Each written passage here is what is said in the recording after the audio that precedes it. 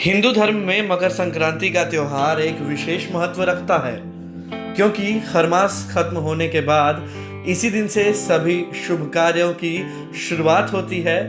सूर्य इस दिन से ही धनु राशि से निकलकर मकर राशि में प्रवेश करता है।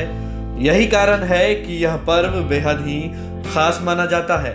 आपको बता दें कि मकर संक्रांति के दिन लोग तिल और उससे बनी चीजें जरूर खाते हैं, लेकिन क्या आपको मालूम है कि संक्रांति पर तिल क्यों खाया जाता है और इसका क्या महत्व है? दरअसल इसके पीछे एक पौराणिक कथा है। इसके अनुसार शनिदेव को उनके पिता सूर्यदेव पसंद नहीं करते थे। इस कारण सूर्यदेव ने शनिदेव और उनकी मां छाया को खुद से अलग कर दिया। इससे नाराज शनि और उनकी मां ने सूर्यदेव को कुष्ठ रोग का श्राप दे दिया। पिता सूर्यदेव को इस बीमारी में देखकर उनके दूसरे पुत्र यमराज से रहा नहीं गया। उन्होंने कठिन तपस्या की, जिससे सूर्यदेव को इस बीमारी से मुक्ति मिल गई। लेकिन उसके बाद क्रोध में आकर सूर्यदेव ने शनिदेव और उनकी मां छाया के घर कुंभ, जिसे शनि की राशि कहा जाता है, उसे जला दिया। इससे दोनों को बहुत कष्ट हुआ।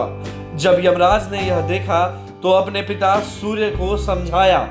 उनकी बात मानकर सूर्यदेव अपने बेटे शनि से मिलने उनके घर कुंभ पहुंचे।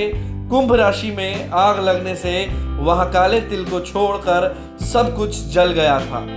इसलिए शनिदेव ने अपने पिता सूर्यदेव की पूजा काले तिल से की।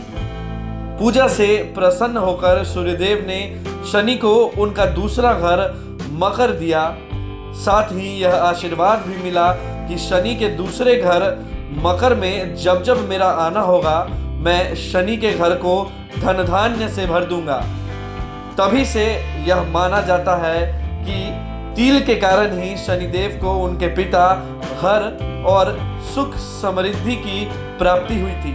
यही कारण है कि मकर संक्रांति पर सूर्यदेव की पूजा के साथ तिल का बड़ा महत्व माना जाता है।